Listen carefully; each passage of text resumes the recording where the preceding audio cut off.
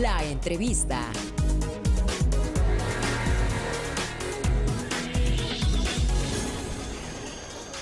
Para que nos explique el impacto de esta decisión de la Comisión Interamericana, agradezco al licenciado Víctor Manuel Parada, director del área de la Secretaría Técnica de Combate a la Tortura del Instituto Federal de la Defensoría Pública, su presencia en este espacio. Bienvenido, abogado. Muchísimas gracias por su tiempo. Buenas tardes. Hola, muy buenas tardes, Luisa. Muchas gracias por el espacio. Al contrario, muchísimas gracias. Para nuestra audiencia que quizá no está del todo familiarizada con el caso en particular de Brenda Quevedo, ¿nos puede recordar brevemente, digamos, su estatus legal, el proceso que enfrenta ella en estos momentos específicamente en nuestro país? Claro que sí. Brenda Quevedo fue detenida en noviembre de 2007 en Estados Unidos por los delitos de delincuencia organizada y secuestro en un proceso penal federal sustentado en diversas irregularidades como pruebas obtenidas bajo tortura y otras pruebas que pues al día de hoy se presume que fueron fabricadas. Después de enfrentar un proceso de extradición en Estados Unidos de 2 años, ella es trasladada aquí a México en 2009.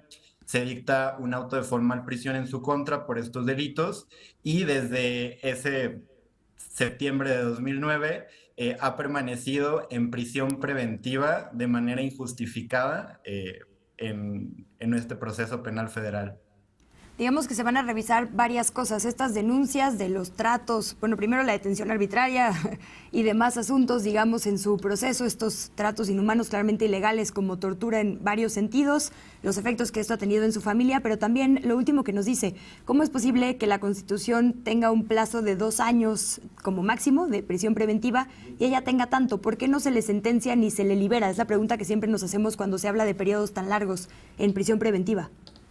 Excelente pregunta, Luisa. Creo que es un caso sumamente ilustrativo de cómo están las personas, particularmente las mujeres, en los procesos penales federales del sistema inquisitivo mixto. El caso de Brenda Quevedo es sumamente ilustrativo de cómo las mujeres pasan estos largos periodos irrazonables en prisión preventiva. Como también se ha platicado en tu programa, en este caso no solo la Comisión Interamericana de Derechos Humanos se ha pronunciado sobre la admisibilidad del caso de Brenda Quevedo para conocer de las violaciones, sino también desde la Organización de las Naciones Unidas a través del Grupo de Trabajo sobre la Detención Arbitraria. En 2020 se emitió una opinión a favor de la liberación inmediata de Brenda Quevedo Cruz. ¿Por qué? Porque los expertos en el derecho internacional de derechos humanos que integran estos organismos internacionales ya han sostenido que es injustificable a la luz de todo este marco jurídico internacional mantener a una persona por más de 15 años, en el caso de Brenda Quevedo Cruz, en prisión. Bueno, gracias por el seguimiento al programa, antes que nada, abogado, y preguntarte por justo la importancia de que sea una instancia internacional quien vaya a revisar este caso.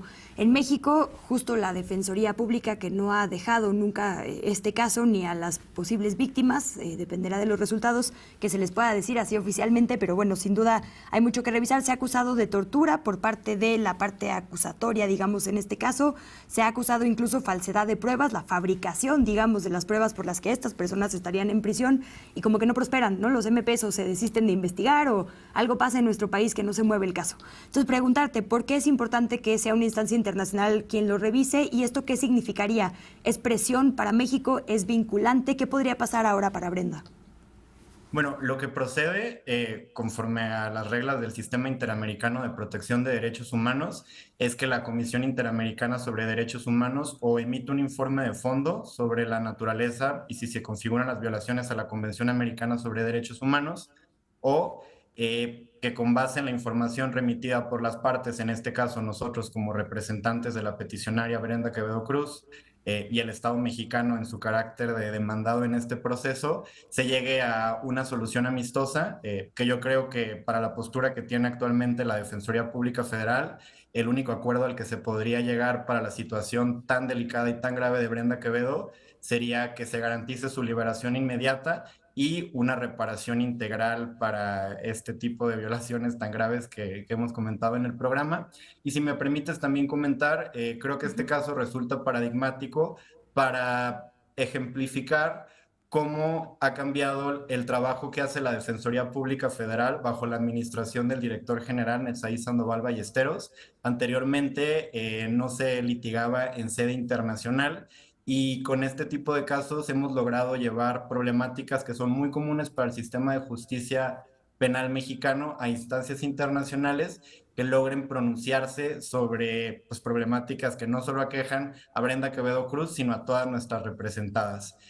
Incluso también este tipo de estrategias, como también se ha mencionado en tu programa, han desencadenado represalias en contra de los defensores públicos federales que han participado en el seguimiento de este asunto, particularmente en el caso de Salvador Leiva, secretario técnico de combate a la tortura. Existen 5 investigaciones de las cuales tenemos conocimiento que se han iniciado como represalia por la labor que se ha hecho en beneficio tanto de Brenda Quevedo Cruz como de su sentenciada en este caso, Juana Hilda González Lomelí.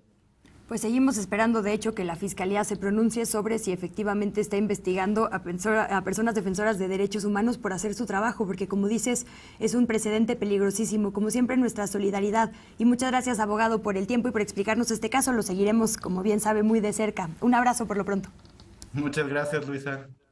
Al contrario, muchísimas gracias. Y para quien quiera saber más de este caso y la llegada de este caso a esta instancia internacional particularmente,